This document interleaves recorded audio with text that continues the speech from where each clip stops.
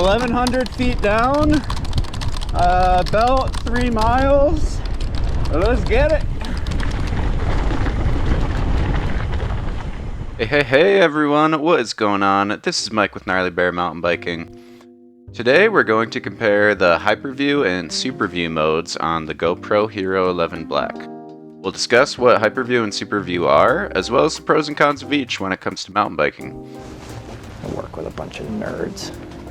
Finally, I'll give my opinion on what I think is better for you. Hyperview is GoPro's widest viewing angle. It takes the 8x7 sensor and stretches it into a 16x9 field of view, which is the view of a normal computer. According to GoPro, this gives you 13% more height in your videos without affecting the width. GoPro recommends Hyperview for point of view shots where you really want to feel the speed of things. Trees will whip by, and you'll look faster than you ever have before. Well, according to GoPro, but is it true? Well, yes and no. The footage does look faster, and this is where we get into the pros and cons of Hyperview. Pro, you look way faster. Con, people in trees get warped into skinny, haunted versions of their former selves. Pro, in my opinion, it feels like you're part of the action. Con, warping occurs during cornering and any sort of drastic change in movement. Pro, you can fit more in the frame. Con, for follow cam footage, the person in front of you will look further away and fill up less of. You get the point here. The frame is bigger, and this comes with its own set of pros and cons. Now let's move on to Superview.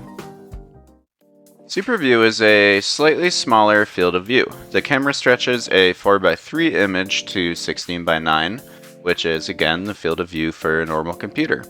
This is the widest field of view that cameras like the GoPro 10, 9, and 8 use, so if you like how those cameras already look, you probably don't need to upgrade to the 11, unless you want the other benefits, like the better frame rate and the 10-bit color. According to GoPro, Superview is good on the new cameras if you want to capture the same resolution at higher frame rates. For example, you can capture 5.3K resolution footage at 60 frames per second, or 4K footage at 120 frames per second. That is a whole lot of frames at 4K resolution. You can turn that into a 5 times slow motion footage. Let us get into the pros and cons. Pro, you can record at a higher frame rate than you could in Hyperview. This is great if you want to do slow motion footage. However, I don't really think slow motion footage works well for first person mountain biking content. It just kind of makes it look boring. If you are going to do a slow-mo, I'd recommend like a really minor slow-mo, so like just a 1.2 times slower or something. Con, the footage looks slower. The smaller field of view shows less ground and sky. And what really makes footage look faster is seeing the ground relative to the rider. And the ground directly underneath the rider is going to be moving the fastest compared to, the ground more in front of the rider. A cool trick to prove this is to cover the bottom half of the screen with something like a book.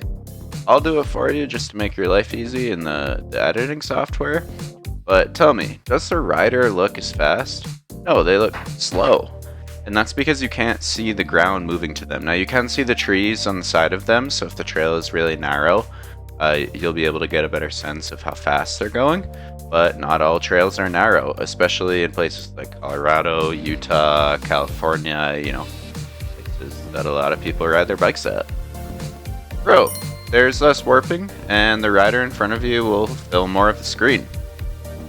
Con, you can't see the rider's body position as much, the rider being, you with the camera on. You feel less along for the ride with the rider than you do in Hyperview mode. As with most pros and cons, they're kind of just the opposite of each other. Superview has a narrower field of view, and that has certain benefits and consequences. Let us get into the grand finale, a comparison of both.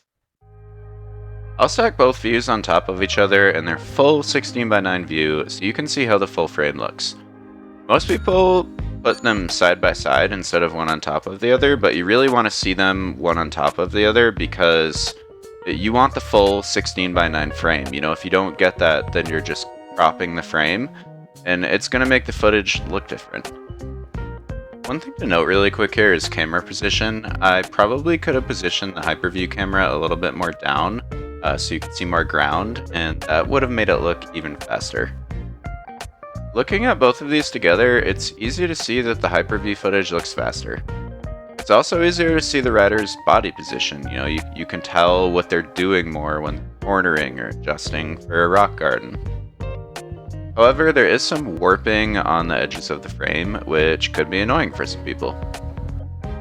In my opinion, I prefer the Hyperview. It's easier to get a sense of speed, and more importantly, I can see what the rider is doing with their body. It's cool to watch good riders and note how they move their body for jumps, corners, and rock gardens. You know, I love watching people like Aaron Gwynn show their race runs, for example. He has a whole series on his YouTube channel where he just puts on a GoPro and does his race run, and I think it's cool to watch because he's a great rider. However, I would use Superview or maybe even wide mode if I had a rider in front of me that I wanted to capture.